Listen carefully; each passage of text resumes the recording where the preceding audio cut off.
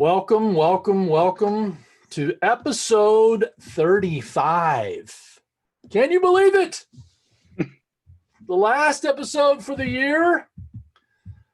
This is the Net Effect, Career Conversations and Connections. Thank you everyone for joining us this afternoon. And if you're not here, we'll look forward to seeing you on the webinar recordings and listening to those. And if you're on Facebook Live, welcome as well. Just a couple quick other things. I am Robin Jones, Director of the ABF Career Alliance here at the Albert Baker Fund. And again, we're not going to be using the chat. So be sure that you go down to the little toolbar and click on the Q&A icon and open it. And if you all would please, type in your names to make sure that thing is working and where you're from, and give us a Merry Christmas. Yeah. So I see the Q&A. I've got it open and everyone should be seeing it. Hey, Lynn, thank you. It's nice to see you there. Appreciate that. Great. Looks like that's coming through. Thank you, Anita, my sweet sister on there. That's nice to see you there. Terrific. You're going to love this one. Great. Hey, Craig. Super. Looks like we're working here on the Q&A. And if you have any challenges, be sure to put it in the Q&A and I'll see what I can do to help out. During the webinar, again, just one last final mention, the chat is going to be disabled. So without further ado, welcome to our special guest, Gabriel Serafini, president of Serafini Studios. So glad to have you, sir. Hey guys. Gabe, happy to be here. Yeah, that's right. Gabe specializes in web design, WordPress specifically, and custom managed web hosting, social media, and sustainable content strategies since 1996. We're going to jump right into how Gabe got, and it's an interesting thing for me. So I can't wait to share some of this with you. Gabe, why did you choose a small little liberal arts school in the Midwest, being a California guy? Well, I first encountered Principia personally on a visit as a freshman in high school. And it's where my mother went. She graduated top of her class and vowed she would never force her kids to go to Principia. And at the time, I was finishing a one-year apprenticeship in a studio in a fiber arts program in Mendocino, California, and was just figuring out, am I just going to go back to regular high school, at home in Castro Valley, California, or what maybe about Principia, would that be an interesting fit? And I got on a plane, I think, flew out, if I remember. Maybe we drove, but I think I flew. And yeah, we flew, because I remember the bright green hillsides just covered in green grass and yellow daffodils. It was springtime.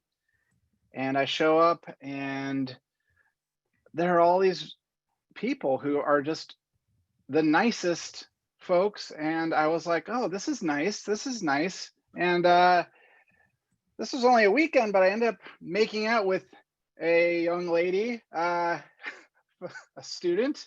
And I was like, this is a pretty nice spot. Maybe I'd be interested to go here, as along with all of the academics and all of that. So it was a real interesting introduction, a very different culture than what I had grown up with in California. But I really did love my experience in the high school. I went there for 3 years, had just a lot of growth that happened along the way there, a lot of learning, and ended up with friends, most of whom were going on to Principia College. Neither my mom nor my dad had gone to college. themselves. So I didn't grow up in a family that was like, well, you're going to Stanford or Yale or even Principia. It was just like uh, talking to a Sunday school teacher. And I was like, why? What's the deal with college? Why should I really care about it or go? And he had a great piece of advice. And he was just like, it doesn't really matter what you major in. You'll probably do something different for your career. But it's really a place to broaden your horizons.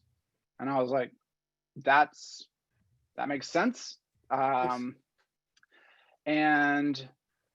I had taken very little art classes after my freshman year because I was taking 3 classes at the high school in Mendocino to stay with my grade, and had basically like 9 art credits, 9 classes worth of art credits my freshman year in high school. So it was like the rest of high school was sort of like not a lot of room in electives for art. But when I got to Principia College, which I decided to go to in part because I didn't have a different place that I would rather go. And I was like, I applied and they offered me a nice scholarship and grants, which made it possible to go. And it was sort of this opportunity to then really explore art again and dive into it. And at the time, I didn't know at all, like, how is this going to ever make me money? Had a definite perception that artists don't necessarily make a lot of money in general. And yet I just kind of was, I would say, led at the time to just check it out and take an art class. And I loved it. And I was like, well, if I'm going to bother to get good at something, it may as well be something I really like enjoy doing. So you really enjoyed art at this time. So you decided art's going to be my major. Exactly. Yep. It was just kind of my only hesitation was, how would I ever make a living out of this? But I was like, let me worry about that later and just enjoy what I'm focusing on and getting good at. So had the awesome Glenn Felch, Judy Felch, Dan Kistler, had the good fortune of essentially coming into graphic design sort of like just post the start of it getting really computerized and being taught that way. So I can still remember learning Adobe Illustrator in a class at Principia and hand drawing vector shapes to make this car, and just feeling like, oh, okay, I get this now. And I've used those skills really ever since. And you kind of were following that art way in that entrepreneurial. I mean, when you're an artist, you got to have a little entrepreneurial spirit, I think, right? And so you also had a desire to maybe start your own company. Yeah, well, I had a church friend of ours had one of the first e-commerce like websites set up. He was like very early on, and he knew that I was in art classes and a graphic designer, and he asked me, he was like, hey, do you think you could build me like some buttons for this website? And this is while you're in college? Yes. So my sophomore year in college, Got it. Judy Felch, my advisor, like we were sitting down and talking, and she was like, you should do something with computers and art. That's kind of a weird thing for an art teacher to say. It was, but at the same time, I was like, okay, are you talking like a CD, like designing like a CD-ROM? Because that's what it meant. Like the internet was still so young then that there were art projects, but it wasn't like this is a whole career that you're gonna have type of thing. But I still remember there was that winter break. I was like, okay, well, let me check, like, what does that even mean? And I was like, maybe I should try learning HTML. So one night I just typed into my web browser on dial-up. If anybody here remembers that. I remember the horrible sound. I'm so glad. Why did you remind me of that, Gabriel? So I typed in HTML tutorial, and top result came up, probably on like a Yahoo directory, if I remember. Mm-hmm. And I clicked it, and I just, first night I just read it through, and I was like, okay, that makes sense. And then the next night I did the same search again, and I found another one, and then it was like kind of similar. I was like, okay, so I'm actually going to try this. I'm going to open a text window, and I'm going to type in these codes. I'm going to save it, and now I'm going to open that file in my web browser. And that was my very first like actual web page I ever built, was following somebody else's instructions, and that got me started. Maybe some of you know this, there's something called view source in your web browser. The web has been, throughout its entire history, a platform that anybody can look behind the covers and see what were the instructions that created this page. Most people don't have any need to do that, but it's something that all along the way, from that early start, I would look at somebody's website and I'd go, how did they do that? Like, I want to be able to do that, which is a very art student type of thing. It's like you see something and you're like, let me see if I can copy that. And then, so yeah, started the business side of it, making buttons for an early e-commerce website, selling like fishing rod blanks. And I like that idea. So you were a busy young man in those days. You're doing, because I know all those art you got all these projects that you're working on as a student. You got your own business rolling, and you decided that you'd become the editor-in-chief of the yearbook. yes. So why? Well, so 1998 was the year I graduated from Principia College. 1998 was the centennial for Principia as well, the centennial celebration. And I had been involved with yearbook staff and had friends on yearbook staff, and there was sort of a rivalry between yearbook and the newspaper, the Pilot, of course. And we would play softball against each other, and it was kind of like the people a little more interested in the long-term picture telling and storytelling, and the people who are like, I want to do something every week, every month. And I really loved the work that we were doing. There was this history where Principia had won what's called the Pacemaker Award for the 2 years prior, which is basically the best award you can get in college level journalism. So it's like the equivalent of the Pulitzer, but for college. So yearbooks, you could submit a yearbook and win. And most schools have a boring yearbook. There was like a company that would just be like, well, we'll produce this for you and just send us pictures and copy, and we'll send you back a finished book. But we kind of took it seriously, and like as serious, real creative projects. So I had seen these previous yearbooks happen, and then that year I was like, I haven't really done a lot to give back to Principia. Like, I've gotten good education, I've gotten great friends, I've really enjoyed my time here, but I haven't really given of myself back. And so I really had a clear picture of this I think it's going to be a big project, the 100-year anniversary. So we endeavored to capture the school, the college, the flavor of the college, and we actually conceptualized building that CD-ROM that I had in my head years before. I had guys going out, taking video, editing the video, and those videos are like tiny little postcards by today's standards. Yeah. But I had somebody like doing programming to build this CD-ROM.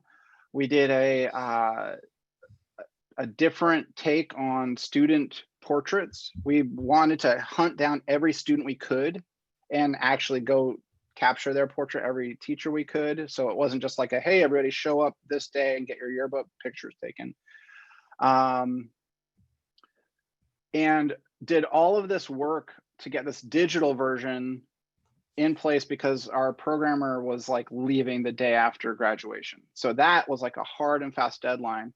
And working on this project all year, actually, I knew it was big enough of a project. I was like, I think that the editor-in-chief should be a paid position. So I don't have to be like mopping like the dining room, kitchen, floor to do my student job, because I had a student job. And so that worked out nicely. And then it was like, okay, graduation happened a week after I got married to now my ex-wife, but and we ended up working on the yearbook, on the print layout, finalizing for the next basically month and a half or so. And long story short, that I think is the best yearbook Principia has ever had. And it also did end up winning the Pacemaker. Nice. Good luck finding a computer that you can play that CD-ROM in today. Right. But I was showing this CD-ROM to people in the concourse at summer session, and a gentleman walks up I hadn't ever met, and he was like looking at this, and he's like, tell me about this. And I was like, well, we made a CD-ROM for the yearbook. And he was like, oh, that's pretty cool. And I was like, yeah, we're in the final stages of finishing the print on it, production. And he was like, so do you have any plans for after you're done with that? And I was like, not really. Like this, I knew that was a months long project still needed to be finished. So I didn't have like a job lined up or anything like that. Mm-hmm. And since I was now married, we were actually living in Elliston House doing this, finishing up this yearbook project, which was very cool. And so he was like, well, would you be interested to help out on the Principia website? And I was like, sure. Like I'll happily get paid as a job to do this thing that I've been doing like off and on, like a couple little side projects. And what you see here on screen with the bottom picture is the website as I inherited it in, it was like 1998. And it was that more button would slide you down the page one like cursor screen, because the web was still so new. The concern was on this tiny little screen, people wouldn't necessarily know to scroll down and get more. So the screen behind that was one of the redesigns that I spearheaded. And then we did another one after that. And then I ended up getting hired away from Principia by a startup in St. Louis.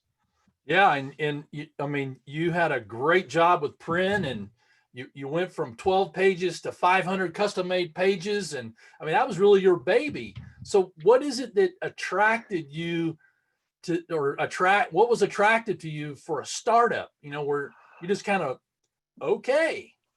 I had this realization while I was working at Principia. Like I just felt like I could be working here the rest of my life if I wanted to. Yep. Like it's a comfortable job. I am doing a very useful, valuable thing. Creative, lots of things you're doing. I mean, a lot of just like open door to like keep making things better and better.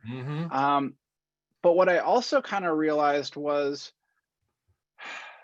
it was also an institution, an academic institution, and it would just always have certain parameters around it. So I was approached by a couple of guys who had made some money in the first .com boom. They had made some good money in the stock market, and they were in St. Louis, and they wanted to basically create some more success along those lines. And so they had started a streaming media aggregator company, basically, that this is back in the days of Real Player. If you remember that. I remember that word and the streaming I get, but whatever else you said, that went up there in the stratosphere, man. Well, it was like you could suddenly tune in to somebody in Ireland broadcasting radio out onto the internet, and that blew my mind, almost as much as the first web pages I ever saw, which were like, wait, this little box it's coming to me from somewhere far, far away. So I mean, you really are in kind of at the forefront of this new technology and all the kind of the infancy of things, and you're right there on that cutting edge of it. It was definitely in the vicinity of the cutting edge, I would say. Like, we did some good work for sure over the years I was part of that company. We evolved the product. We had multiple rounds of investment. My stock options, I learned what can happen when a company is sold for 10 cents and all that paper just suddenly is like, that's not gonna retire on that. But did you like living in that world? I mean, you're talking about a world that's growth and things are flying around, and you got your own company that you're still working on, right? It's true. It's true. I was still, the work I was doing in my own company never really stopped. It kind of was something I do at nights and weekends. And I loved the energy of it, of being part of something that was really trying to make a breakthrough product. We ended up making a video mail product for Comcast that was sort of like right there next to your email. And the idea was to be able to send a video to somebody. And this was before iPhones or before the ability to just easily send a clip. YouTube wasn't a thing yet. So, but webcams were.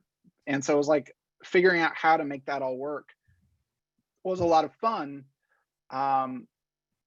But I did hit a point where I had a couple big projects roll in that were like, I can either do these with my friends that are not part of this startup, and sort of like leave the startup and do my own business full time, or I can kind of keep trying to do this startup life. And what it boiled down to for me was basically, do I believe in the mission and the execution of this startup? Do I believe that it is going to succeed the way I think we were all hoping it would? Right. But I kind of lost the faith that like this is going to work out. And that was just being in the room when certain key decisions were made, where I was advocating for a certain perspective that to me was like, I think this is the way to go.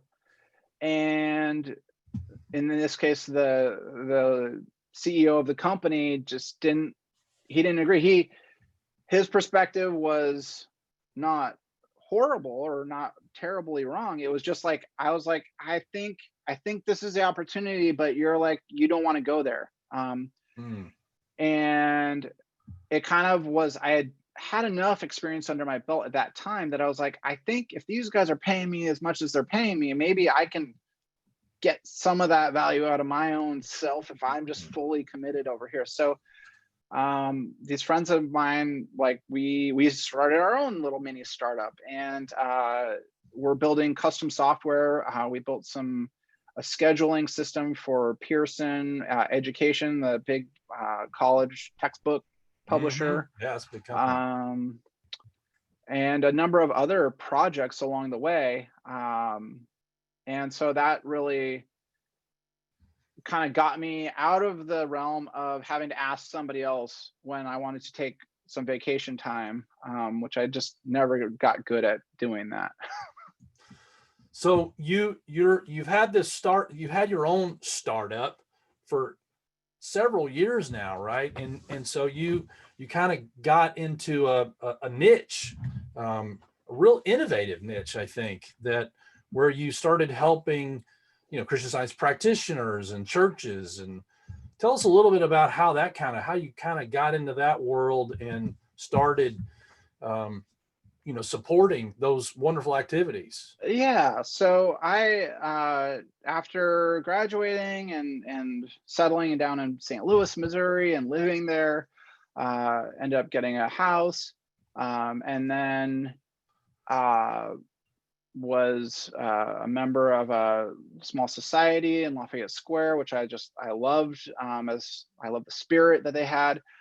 And I can just remember sitting around like at lunch after a church service and just complaining about the abysmal state of the representation of Christian Science on the internet. This was back in like the early 2000s, 2003 to be specific, but there was the mother church had a website, but it was not a very good one. There were more references, more people saying things that they didn't like about Christian Science, and there were people saying why it was valuable to them and perhaps worth taking a look at. So it kept bugging me, because I was like, I know this is sort of a problem, and there seems to be culturally a lack of engagement with the current state-of-the-art technology within this movement. It's sort of like it's behind. And I can remember just saying to somebody, like, somebody should do something about this. And also at the same time praying about what should I be doing, and getting a very clear little like connection there that said, maybe that's somebody. Maybe that somebody is you. And once I was like, but church sites are a weird, different type of site. Well, they are. Like they have a business site or a school site or a startup site. But I was like, well, what if I just approached them like any other client? And so we built the first site back then, and after building one, it was like built another, and then it just sort of started to, like, the word of mouth started to get out. And actually those first two sites are still online, so still working. Yep, and still supporting them actually. So it snowballed from like that first couple of sites to now close to 100 different churches, practitioners, Christian Science organizations, the Albert Baker Fund. I am the webmaster for the websites that probably most of the people watching this are familiar with, and it's been a really excellent career, actually. Well, you mentioned the word connections. My ears always pop up. They always perk up when someone says connections, right? So you've done so many different things already in your world of connects. And I always ask these questions. What about networking? How'd you find new business? How do you, where do you go with that? And you said you decided a few years ago that you might start even another venture. I did. Well, it was back in 2001, actually, before I did the Share the Practice work, or started that. 9/11 had happened. I can't keep track. There's so many. Yeah. So and security was in the air, and I had an interest in network, like computer security and all of that. And I met this guy in a bookshop, like in a bookstore in a Borders, and he just had this stack of books on his table that I was like, huh, those are like the kind of books I'm also interested in. We struck up a conversation, ended up becoming business partners, starting this network security business. Conversation in a Borders bookstore. Yes. Oh my goodness. And it was quite a ride. It lasted, that business, we built it over time from scratch, from nothing, from not like, oh, well, we've got all these connections that we're going to just tap into with our new deal. This was like starting from scratch. So it taught me a lot. And these books that you have on the screen right now are like literally 3 books that are on my bookshelf right now, that I bought at a Kinko's when it was still Kinko's, because I was trying to figure out, how do I make business, like how do I make sales happen? Like we need sales. We need this business to succeed. Technically we are doing okay at it, but there's this whole, like, how do you get fresh business if you don't know people already? Yeah. So I actually read through these books. I got a lot of good lessons out of them, and started applying it, and started cold calling. Like I put on my salesperson hat, and the whole, I mean, you can boil that book right there down to, it's a numbers game, and some people are going to buy your product, some people will not ever buy your product, and it's those middle people that you are working to reach and sort of connect with. So had some decent success, ended up buying out my partner. He made a small amount of money. We made a tiny amount of money, but basically broke even. And then I shut it down. Yeah. Because what I found was, like, I'm pushing this business up the hill, pushing it, trying to grow it. And at the same time, I literally had people calling me and saying, hey, can you help me? Can you do this work for me? Can you provide services to me? And I'm happy to pay you for it. And I just kind of was like, wait a second. On the one hand, I'm trying to go find people to have that conversation with them. On the other hand, people are coming to me and asking me that question. So I basically was like, maybe I need to like listen and pay attention, and kind of re-engage fully back with that world. And shutting down that business was I learned a lot, and I was also very it was like a weight off the shoulders too, to kind of stop trying so hard to succeed at something that's like, I tried for 2 years. Like, probably if I had stuck with it, who knows, maybe it'd be a millions of dollars company today, but I don't regret it.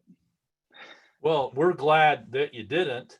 As you mentioned, you are our webmaster, and we appreciate all that incredible work that you do, and the fresh perspectives that you always bring into things.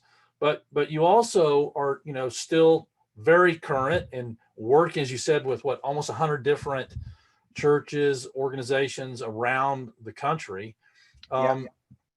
So when you start doing those kinds of things today, what kind of things are you thinking about? I mean, if someone's interested, if a church is interested in talking to you about, well, we've had this thing going on with our website. What do you think? I mean, how do you work with them? It's a great question.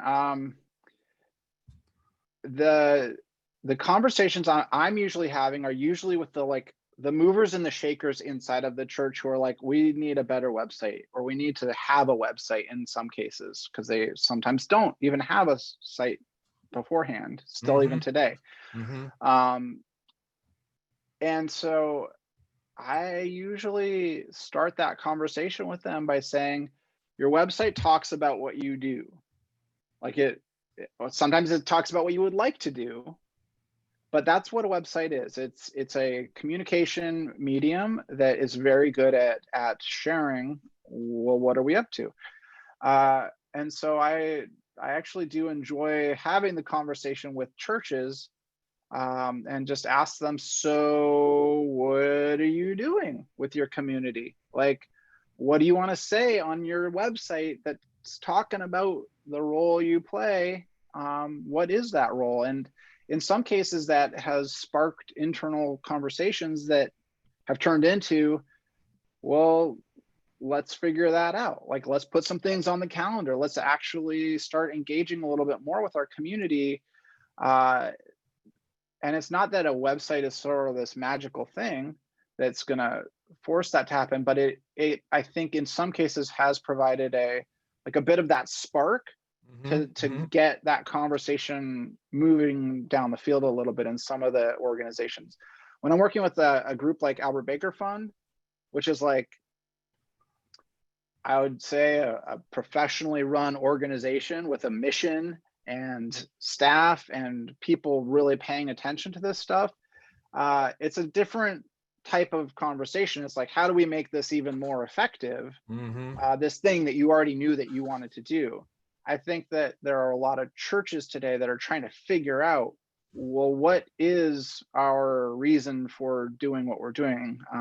Particularly in this day and age with the pandemic and Zoom, basically everybody has switched over to Zoom. Yeah, which suddenly they're like, oh, our website is a pretty good way to share like how to connect. And are you finding churches kind of embracing that and thinking about the new technology? And I think most of them have, because they've had to.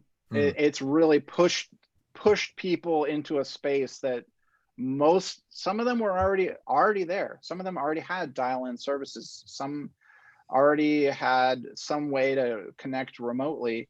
Most had not, though, because it was like, that sounds like a lot of extra work. What's the benefit? I don't know. We're all here. I've heard multiple of our church clients who, after they started Zoom services and shared that with their membership and the public, had increased participation in their services than they had before. And I think, as it turns out, there are people who would like to be participating in this community, but are not able to easily physically get to a building to participate with that community. And Zoom has, I think, opened up the possibilities for a lot of people. So I give it, I give a lot of credit to the groups, the churches that basically were like, we still want to be a thing. We still want to meet. So how do we do this? Well, let's try different things. And most of them have settled on Zoom at this point in time. Well, I know it's not the only thing you do in your business. And I know you have an affinity for pursuing what you love. How did you get involved with the Stockton Symphony Orchestra? Great question. I was approached years ago by at the time, the lady who was kind of managing their marketing. I don't even remember exactly how she found me, but she just found me. Maybe at a bookstore. I don't know. No, I think it was online. I think she actually just found me, and we ended up talking and hitting it off. And so I've been helping them with their website now for many years. Talk about a business that relies on in-person, boy, no kidding, audiences and musicians all coming together. So every symphony out there is really inventing, like, what does it mean to be that when you're not coming together in person? Yeah, it's pretty remarkable what's happening in that world. But you also I know you have this passion. As we had a couple guests on earlier, George Nutwell and Bob Woodard, who are CS chaplains, so Christian Science chaplains. And so we talked about their work, in the prison ministry. So it's kind of fun to see you and the contribution that you're making to the Christian Science prison ministry. Tell us a little bit about what you do and how you work with them and some of the things, and we'll get to the next piece of that. Yeah. So my dad, Bob McVeigh, found Christian Science while serving time in prison. Wow. And had a just terrible childhood, and ended up as an adult serving time for a felony conviction, dealing drugs, stealing cars, and he was serving time in solitary confinement, which he was awarded because he got caught growing pot in the prison greenhouse. And he entrepreneurial, I guess. Super entrepreneurial. Yeah. And he normally you're not allowed reading material in solitary confinement, but he was allowed to bring this copy of Science and Health with him, which he had found. He was sort of like just searching for like some kind of like some solutions in his life, and it really connected with him in a way that just turned his life around completely. And so it just changed his perspective. Well, it's always, yeah, I mean, it's always, you always hear guys say, I found God in the most unusual place, right? Yeah. It's pretty neat to see someone finding God. And then it's not very often you get to meet someone like yourself who can attest to that, you know? Yeah. Well, it's like I've known for pretty much my whole life, like I wouldn't be here as a person had that series of events not happened. So he got out. He was welcomed. He had a family that he could go live with briefly, which he needed to get out of prison when he was awarded parole, which he got because his behavior had so turned around. He got let out earlier than he would have otherwise. And he really loved his prison brothers. Like those were his family. Like he had been in and out of the system like half of his whole life. So it's like he had a paper route in prison, distributing the Christian Science Monitor and other periodicals. He was basically doing chaplaincy work inside of the. I didn't know that was a thing. I didn't know I was a paper boy, but I didn't know that they had them inside prison. Yeah. So when he got out, he had a desire to go back in and serve as a Christian Science chaplain, but he wasn't allowed to do that. Actually, I'll rewind just a hair. Once he found out that there was a Christian Science church in the world outside of the prison, and he didn't have to start one because he loved these ideas so much, he applied to become a member of the Mother Church. And at the time, their policy was you cannot become a member of the Mother Church if you are currently incarcerated. Oh, wow. And he was still on parole, or he was in prison? He was still in prison. Oh, wow. And he was pretty disappointed about that. But apparently they rethought it and were like, you know what?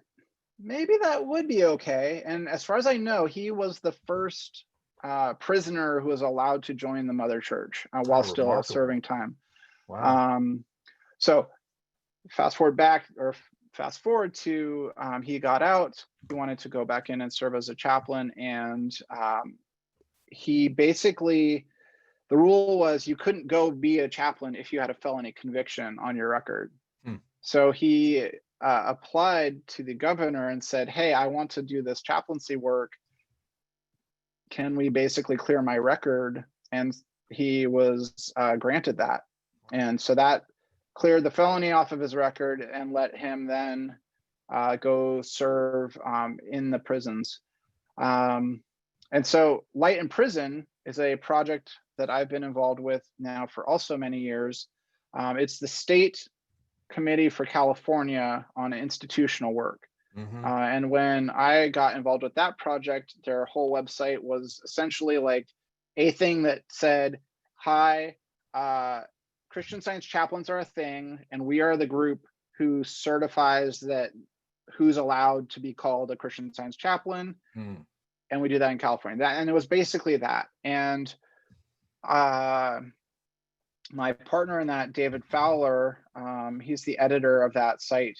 And I basically came up with the name Light in Prison, as opposed to their previous acronym of a website name that was like, I still can't remember it to this day.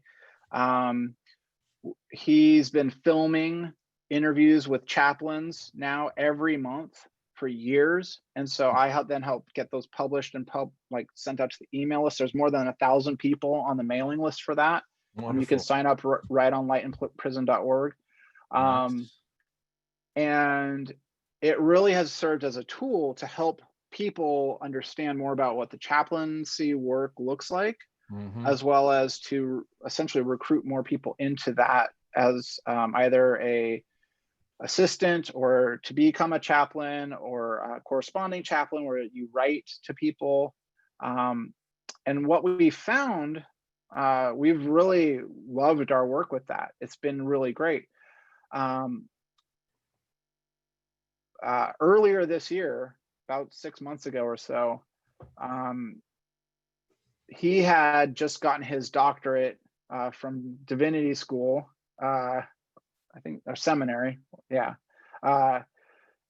And his focus had been on, well, what's the whole world of reentry look like? When somebody gets paroled out, what comes next?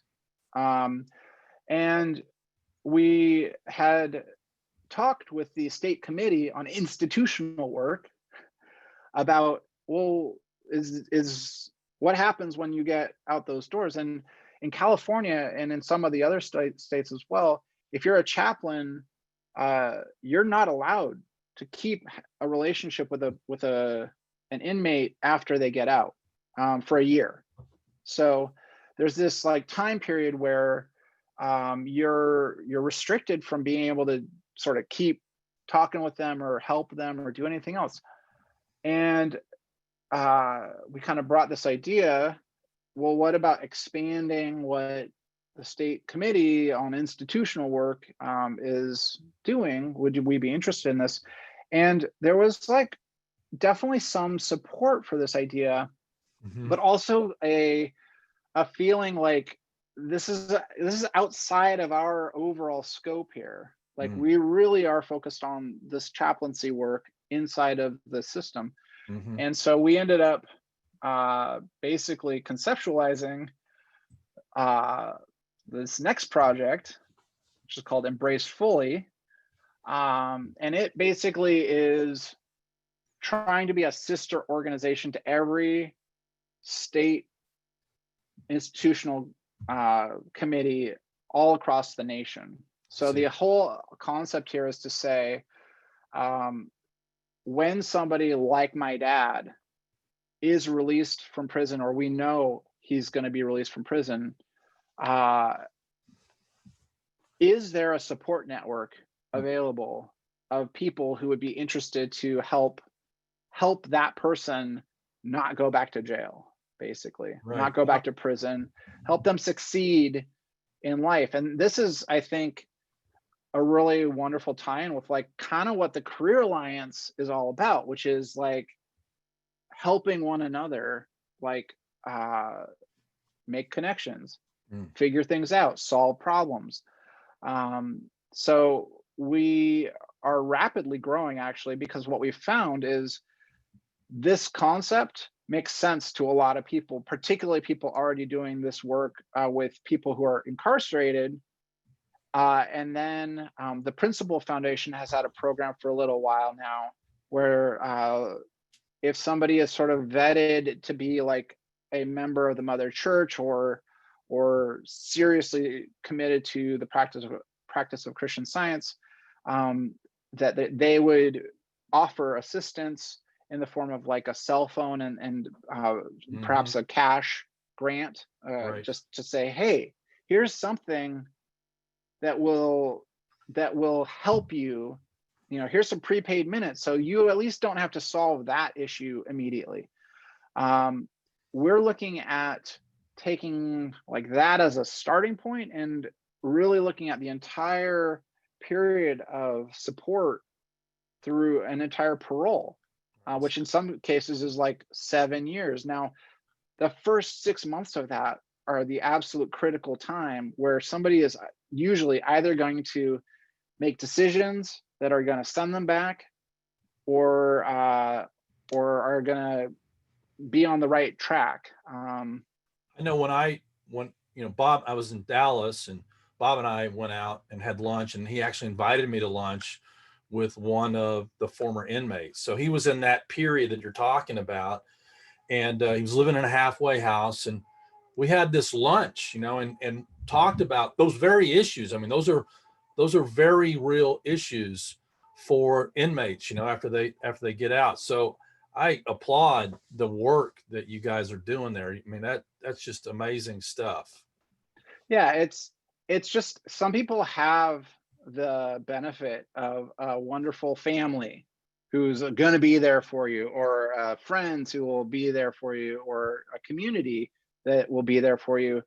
We're really designing this as a organization to be a conduit and a way to connect this nationwide network of people who are interested to be a support in some way, and make it so it's not just something that one person is like carrying the whole load of it, and eventually it's like, I can't keep doing this.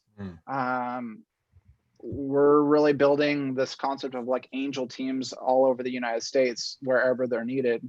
And we've got them set up now in 3 or 4 different cities. And then most of it's just discovering who's already doing this and saying, hey, how about these checklists to kind of consider? So, well, if people are interested in pursuing or helping out or volunteering, what do they need to do?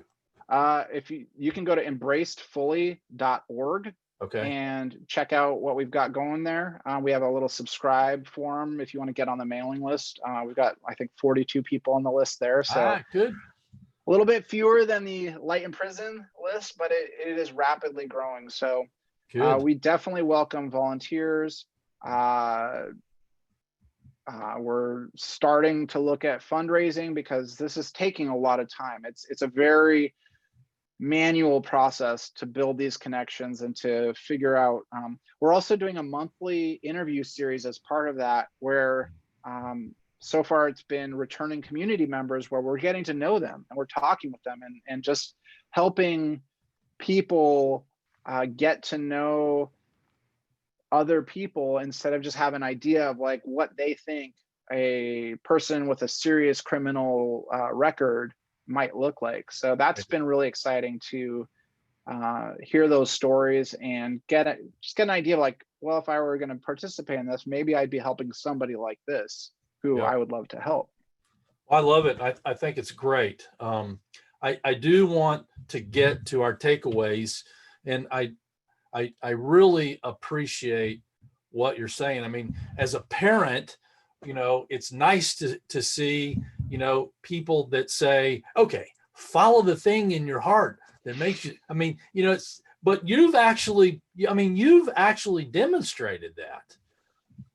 I think it helps if it's something that makes your heart sing, and you can figure out as well, how does this provide value to other people? I think the sort of notion of the starving artist is usually tied to the fact that the artistic output being provided by those artists is something they feel like they need to put out there, but doesn't necessarily line up with what other people want to buy or support or have in the world.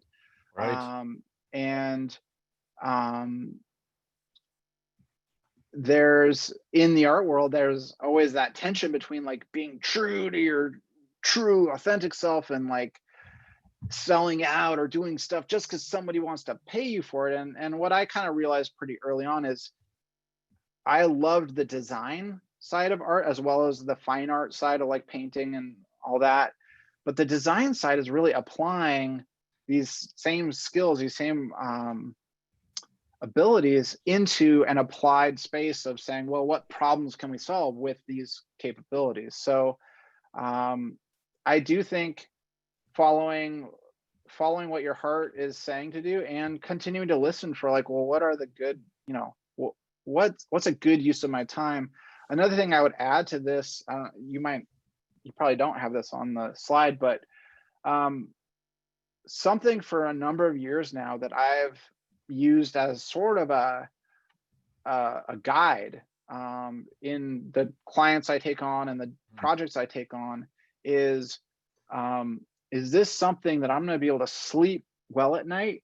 Right. Having this as like something I'm committing to being part of, or is it something that is like going to stress me out and maybe I don't feel comfortable, like actually comfortable doing this type of thing for this type of person? And usually we don't mesh to start, but I have had a couple of cases where I kind of just took a step back and said, you know what, this isn't really working for me in a way that like lets me sleep at night easily. So maybe like you should find somebody else to do this for you.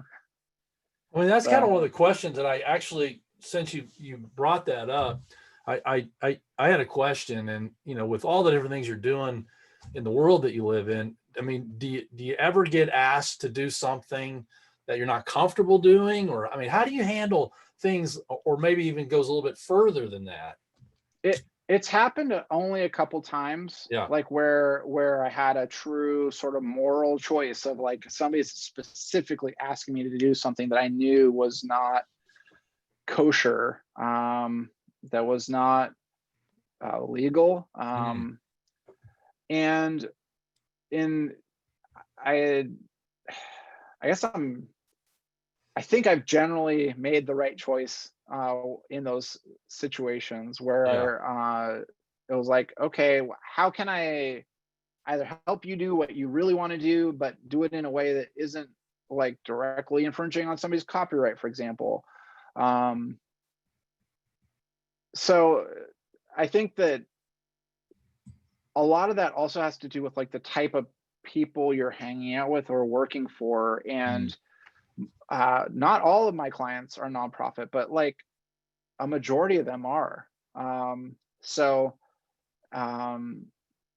Most of the people I've met in the nonprofit space, whether they're performing arts group, Symphony, Albert Baker Fund, like churches, like most of the people who are attracted to that space are usually attracted because they have some heartfelt mission that they are genuinely interested to like execute on. So usually, I mean, I really can't say I've ever heard anybody from that side of the equation be like, hey, would you mind doing this really sketchy thing for me that probably you don't want to do? Right. Haven't really run into that. So I'm grateful for that. Well, I also love the last point, which was get good at what you're doing. You're obviously, I can personally attest that Gabriel is very, very good at what he does. But I think it's, again, it's an important thing to say is, it takes some effort. It takes some, you got to do some things that are outside, maybe that, that say, oh, you got to discover, right? It's a daily practice for me to look at what's new and to dive into things that look interesting or that look like maybe they would be useful to know about. Yep.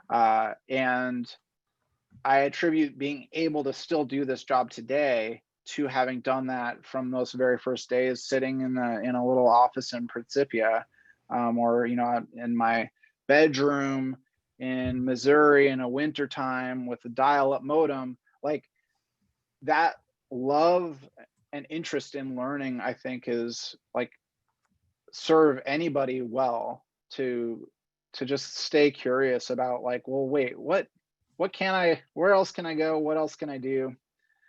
So yeah.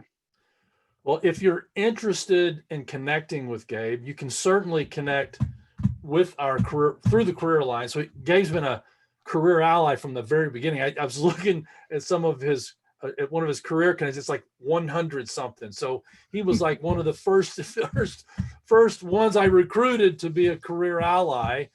You can also reach out to me, Robin, at albertbakerfund.org, and just email me and I'll help get you connected.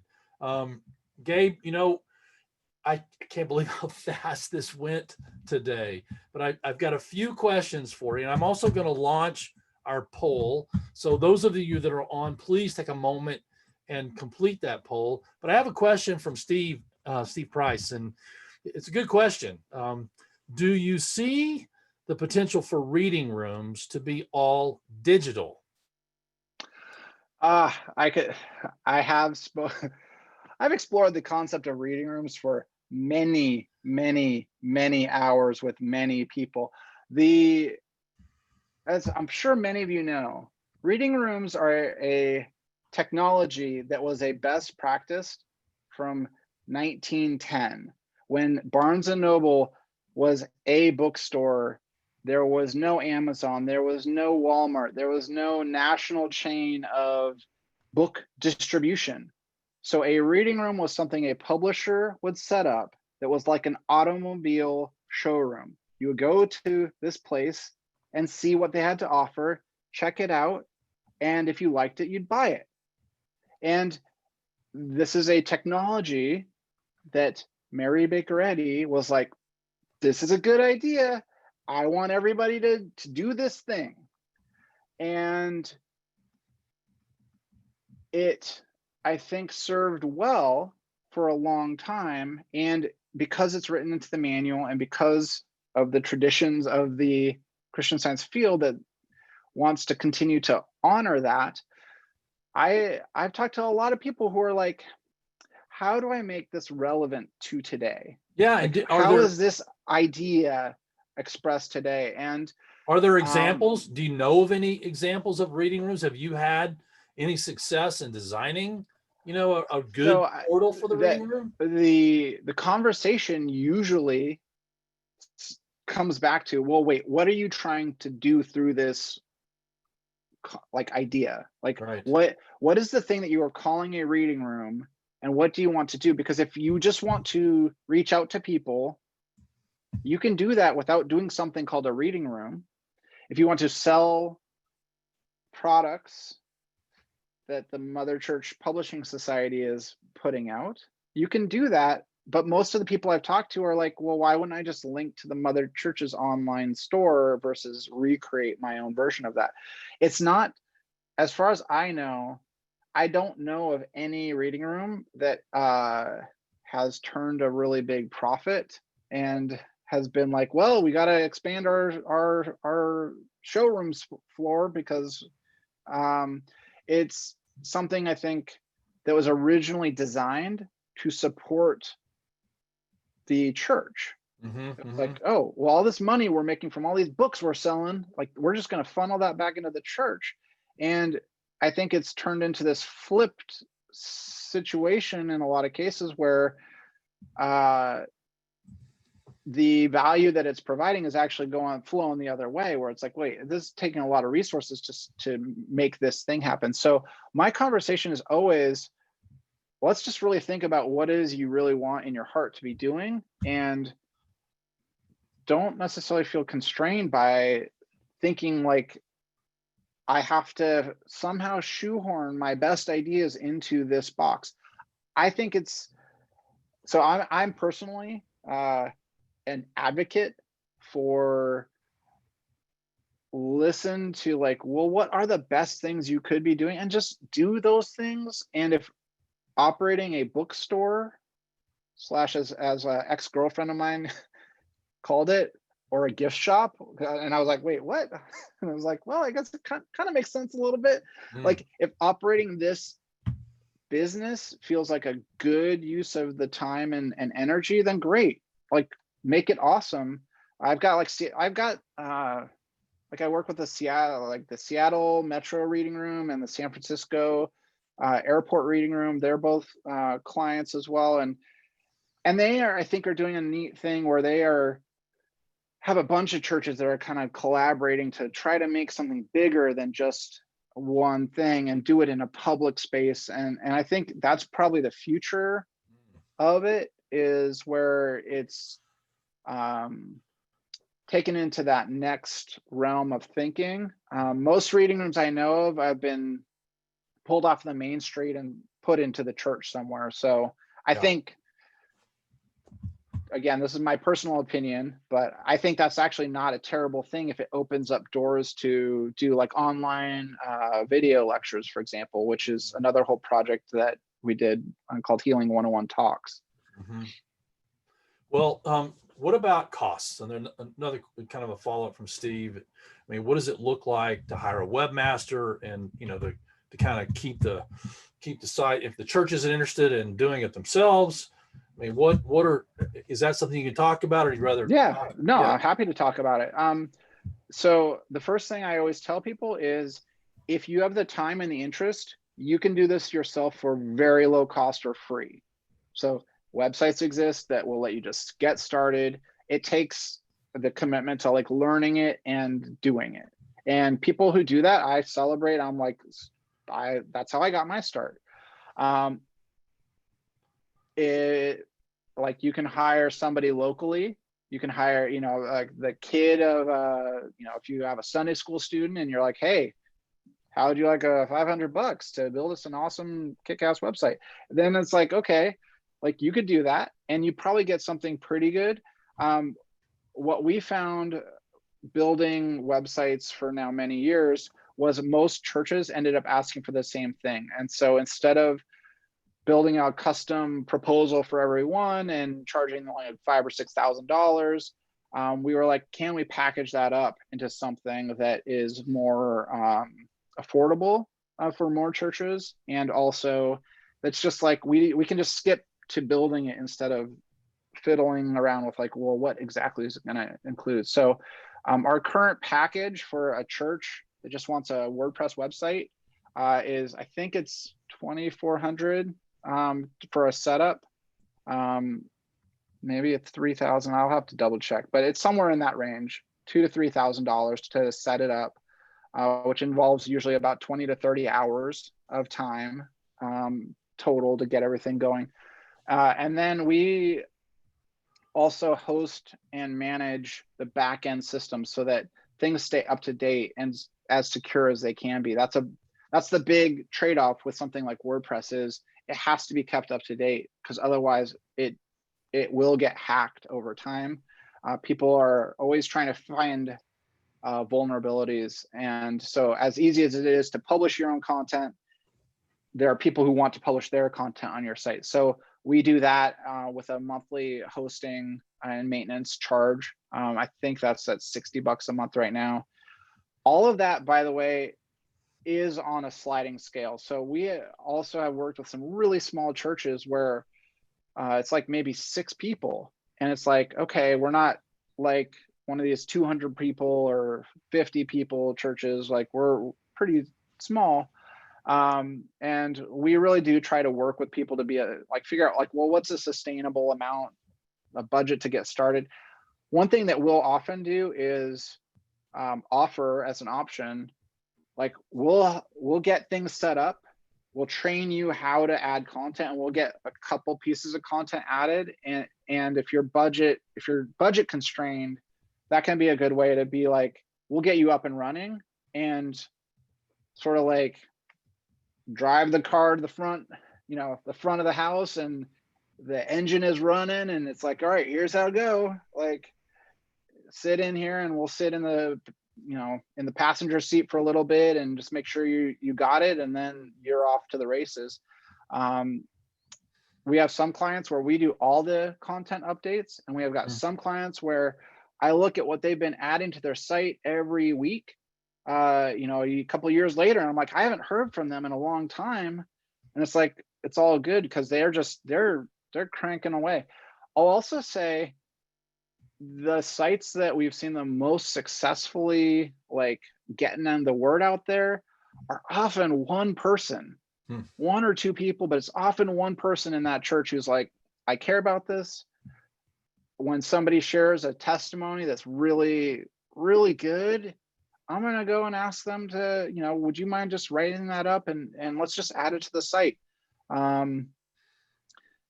The people out there who are just like, they feel it in their heart, they want to share this, like I can kind of help boost them.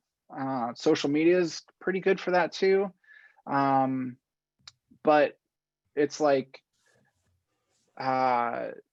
it really is as easy as writing an email as far as adding content to a website. So if you can do that, you can contribute to it.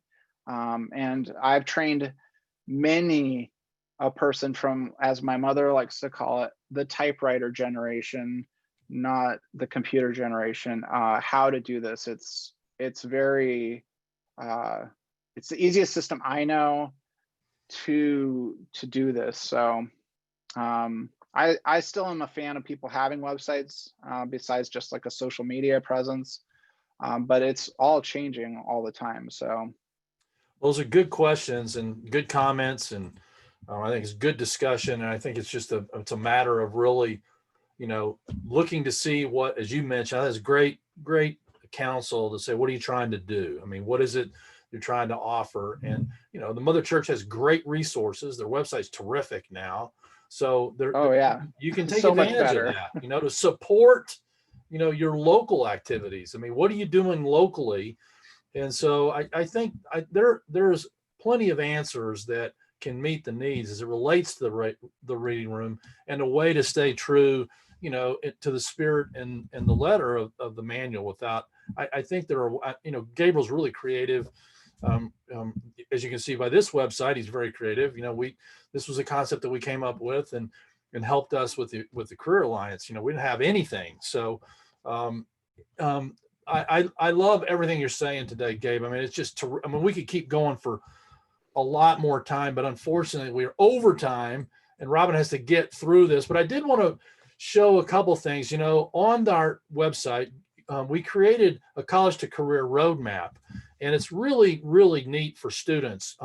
It gives great resources. It gives wonderful, valuable information to kind of help guide through your career as it relates to wherever you might be landing at that time. It's really cool the way that Gabe designed this. Great features in there. So I really recommend, if you know a student, that you send them the Career Alliance, the student section, and pop up that college to career roadmap. If you are a student currently, or someone who's a student, be sure that you or the person that is telling them about our Brotherly Love Scholarship Fund. We're taking applications for the spring semester of 2021. I can't believe it's already here. So if you need help, please reach out to the Albert Baker Fund and let us see if we can help you. Like us on Facebook, follow us on Twitter, follow us on Instagram, connect with us on LinkedIn. We're posting connections, we're posting jobs, great stories. It's a good way to keep up, and tell your friends and family about what we're doing here. It's pretty remarkable. It's an incredible team. I think, Gabriel, we threw the net on the right side today, right? Awesome. I think so. Yeah, great information. Wonderful, wonderful inspiration. What a great example you are of loving what you do, pursuing that passion, and being really, really good at it. And I personally want to thank you for all the support over the last 7 years. Gabe and I love to get together and brainstorm ideas. It's always so much fun. And I just thank you, Gabe, bottom of my heart. My pleasure, Robin. And thanks to everybody for tuning in. Yeah, it's really been fun. So this is the last episode for 2020. We're going to take a little break until February, and looking forward to that. We've done 35 episodes straight in a row, so I think we've all earned a little break. But if you have any questions, you can reach out to me at robin@albertbakerfund.org. If you need some support or help, or just want to have a nice chat, please send me a note. I'd love to hear from you. And if you like to connect with Gabe, you can also reach out to me as well, and we'll make sure that we get that taken care of. Had a terrific time again, but it's time to sign off, my friend. All right. Thanks again. All right. Bye. Have a great day. Everybody, have a great weekend.